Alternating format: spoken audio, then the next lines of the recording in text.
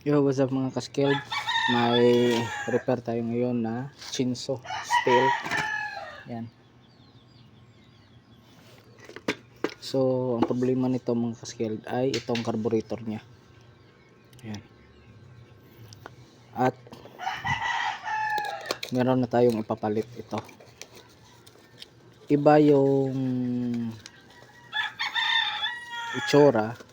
Mas maganda to kasi ito plastic. Yan. Plastic to. Pero ito is brass. Yan na. Ito yung bago. Ito yung luma. Yan.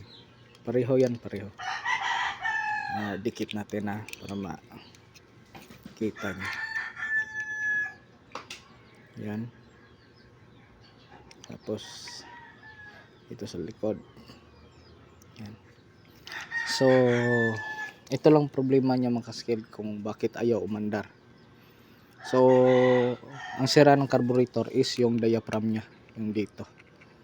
Kasi tumigas na, hindi na nagpa-pump. O sa ibang direct to the point is overflow na yung carburetor niya.